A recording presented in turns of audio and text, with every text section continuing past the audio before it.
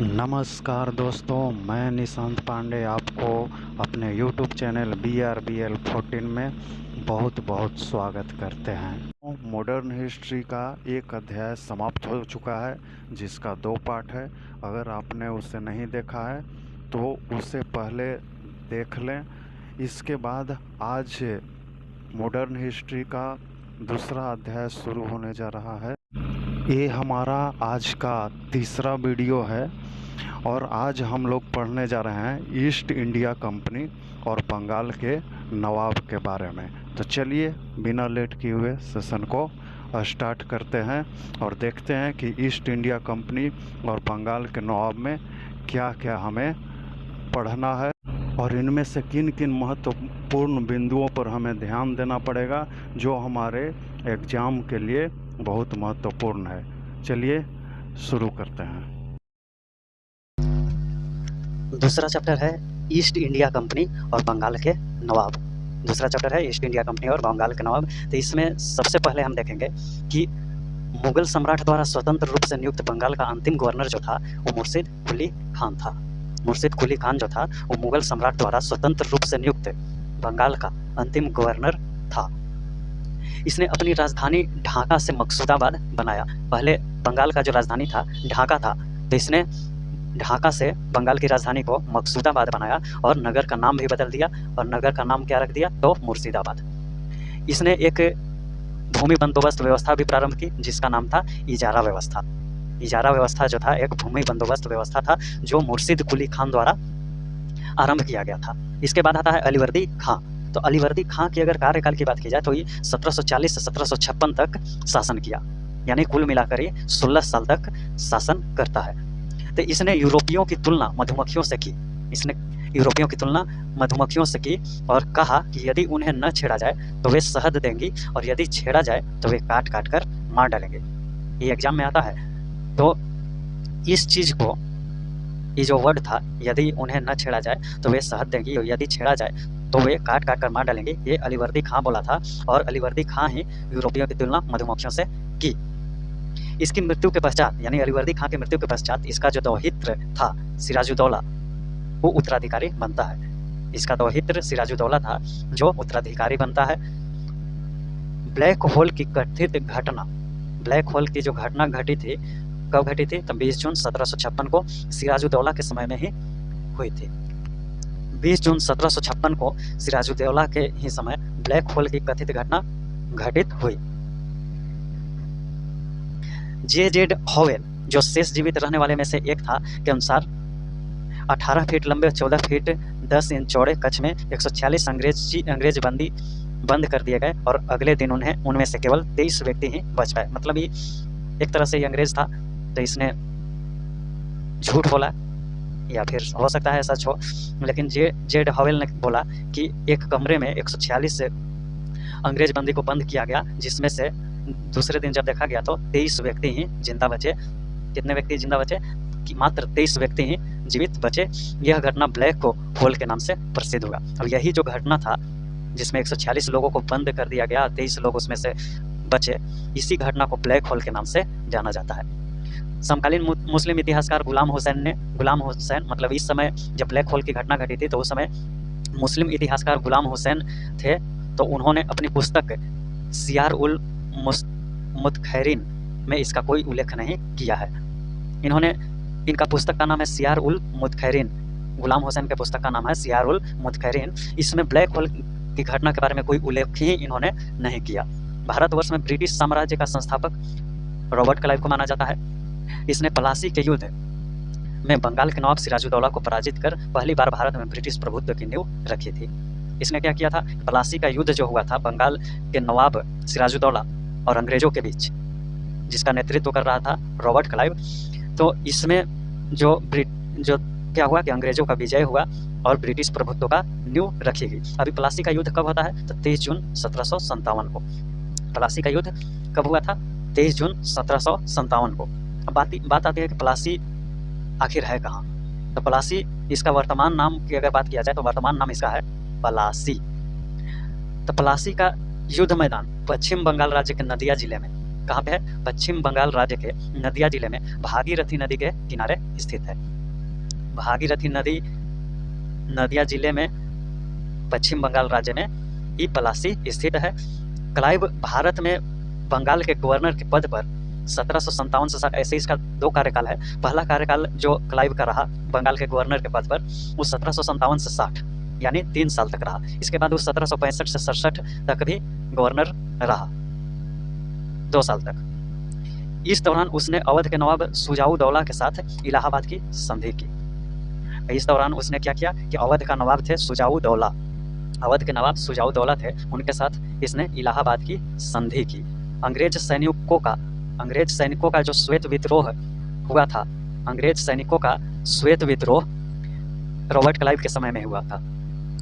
जो श्वेत विद्रोह हुआ था अंग्रेज सैनिकों का, वो रॉबर्ट क्लाइव के समय में ही हुआ था। क्लाइव द्वारा बंगाल में सफलतापूर्वक एक लुटेरा राज्य की स्थापना की गई। क्लाइव जो था वो एक लुटेरा राज्य की स्थापना किया था। कहाँ पे?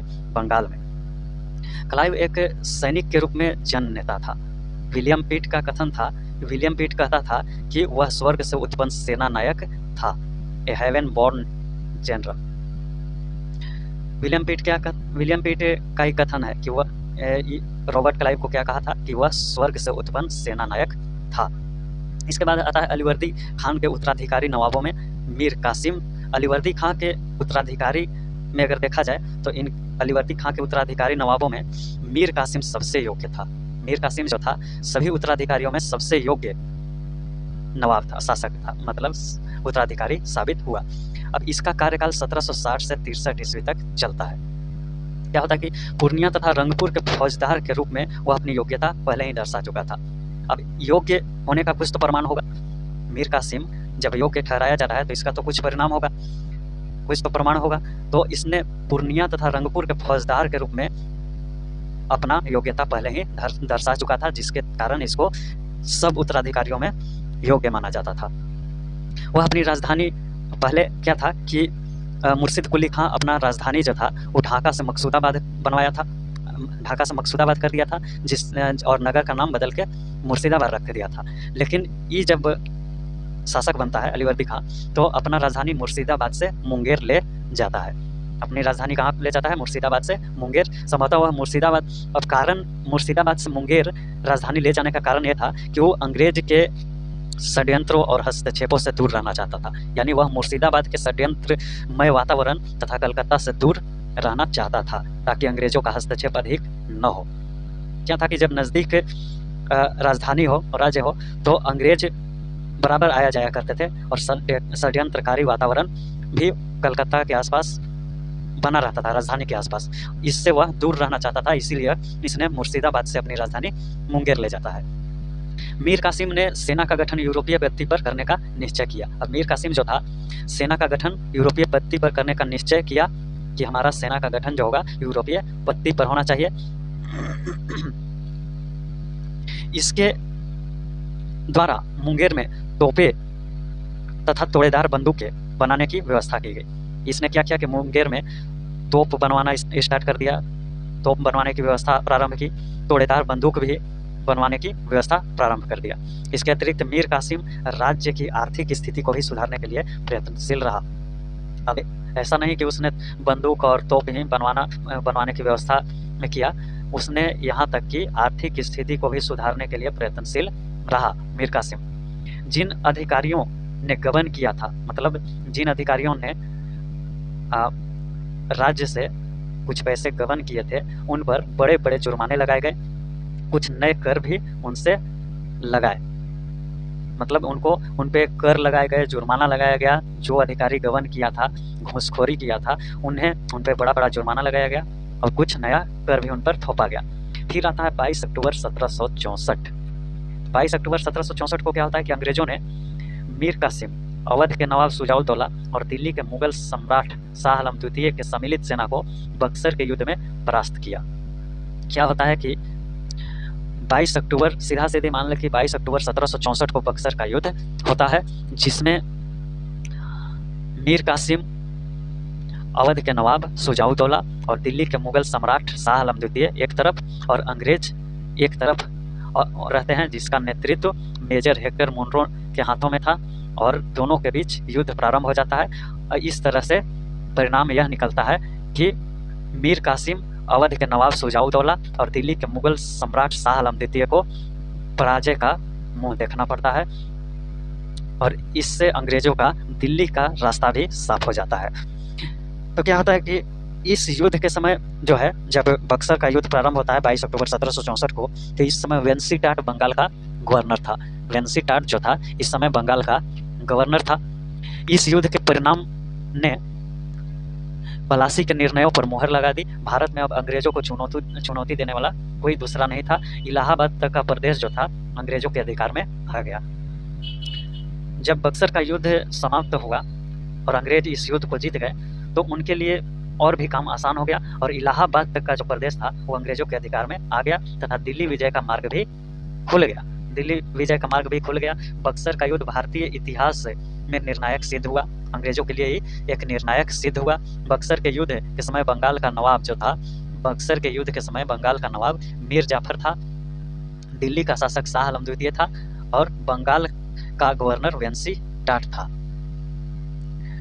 इलाहाबाद की दूसरी संधि, अब इलाहाबाद की दूसरी संधि जो है वो 16 अगस्त 1765 को होता है। 16 अगस्त 1765 को इलाहाबाद की दूसरी संधि होती है। इसमें शाह आलम को अंग्रेजी संरक्षण में ले लिया गया। इलाहाबाद की संधि के तहत क्या हुआ कि शाह आलम द्वितीय जो था उसको अंग्रेजी संरक्षण में ले लिया जाता है तथा उसे इलाहाबाद में रखा जाता है। इसके बाद इलाहाबाद तथा कड़ा के जो क्षेत्र था जो नवाब ने छोड़ दिए थे, इलाहाबाद तथा कड़ा के जो क्षेत्र नवाब ने छोड़ दिए थे शाह आलम को मिले।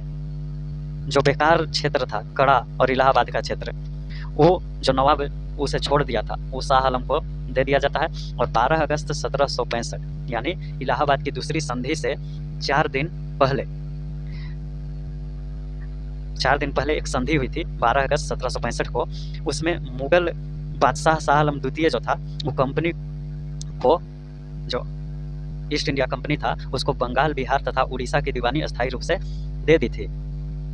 उसके बाद भी इलाहाबाद की जब दूसरी संधि हुई 16 अगस्त 1765 को तो शाह आलम को अंग्रेजी संरक्षण में ले लिया जाता है और कड़ा और इलाहाबाद का क्षेत्र जो नवाब छोड़ा था वो शाह आलम को मिलता है। इस समय Robert Clive east India company का बंगाल का गवर्नर था। इस समय 12 अगस्त यानी 12 अगस्त 1765 की जब संधि हुई थी, इस समय Robert Clive east India company का बंगाल का गवर्नर था। इसी समय बंगाल में द्वैत शासन की शुरुआत हुई। इसी समय बंगाल में द्वैत शासन की शुरुआत हुई। कंपनी ने दीवानी कार्य के लिए 2 उपदीवान, अब कंपनी के भी तो कार्य होते हैं, तो उसके लिए, उस कार्य के लिए क्या होता है, कंपनी ने दीवानी कार्य के लिए 2 उपदीवान, अब 2 उपदीवान, ये जो उपदीवान थे कंपनी के दीवानी कार्य के लिए, वो कहाँ पे उन्हें नियुक्त किया गया, तो बंगाल के लिए मोहम्मद रजा खां तथा बिहार के लिए राजा सिताब राय की नियुक्ति की गई। जो कंपनी के दीवानी कार्य के लिए जो 2 उपदीवान की नियुक्ति हुई वो बंगाल, उनमें से एक थे मोहम्मद रजा खां जिनको बंगाल के लिए नियुक्त किया गया और एक का नाम था राजा सिताब राय जिनको बिहार के लिए नियुक्त किया गया। शाह आलम द्वितीय का पूरा जीवन जो था आपदाओं से ग्रस्त रहा और वो यहाँ तक कि उसे अंधा भी कर दिया गया। शाह आलम द्वितीय के समय में 1803 ईस्वी में दिल्ली पर अंग्रेजों का अधिकार हो गया। जब शाह आलम द्वितीय था उसी के समय में 1803 ईस्वी में अंग्रेज दिल्ली पर अधिकार कर लिए। शाह आलम द्वितीय तथा उसके उत्तराधिकारी अकबर द्वितीय जो 1806 से 37 तक रहा और बहादुर शाह द्वितीय जो 1837 से 57 ईस्वी तक रहे, ईस्ट इंडिया कंपनी के पेंशन भोगी मात्र बनकर रहे। शाह आलम द्वितीय तो पेंशन भोगी था ही, इनके 2 उत्तराधिकारी का भी जीवन खराब हो गया, यानी अकबर द्वितीय जो 1806 से 37 तक रहा और बहादुर शाह द्वितीय जो 1837 से 57 तक रहा। इन तीनों जो थे ईस्ट इंडिया कंपनी के पेंशन भोगी मात्र बनकर रहे। फिर 1765 ईस्वी में क्या होता है कि अंग्रेजों द्वारा सिलहट की दीवानी प्राप्त की गई। अंग्रेजों द्वारा क्या किया गया, 1765 ईस्वी में ही सिलहट की दीवानी प्राप्त की गई तथा बर्मा युद्ध के बाद स्कॉट द्वारा सिलहट को जयंतिया तथा गारो पहाड़ी क्षेत्रों से जोड़ने के लिए सड़कों का निर्माण किया जाने लगा। क्या होता है कि अंग्रेजों द्वारा सिलहट का दीवानी प्राप्त किया जाता है 1765 ईस्वी में, और जब बर्मा युद्ध हो जाता है उसके बाद स्कॉट जो था एक अंग्रेज था स्कॉट, उसने सिलहट को जयंतिया तथा गारो पहाड़ी क्षेत्रों से जोड़ने के लिए सड़क का निर्माण करवाने लगा। सिलहट को जयंतिया और गारो पहाड़ी क्षेत्रों से जोड़ने के लिए सड़क का निर्माण करवाने लगा। इसके विरोध में क्या होता है कि इसके विरोध में इन पहाड़ी पर रहने वाली खासी जनजाति के लोगों ने इस पहाड़ पे यानी जयंतिया तथा गारो पहाड़ी पर खासी जनजाति के लोग रहते थे।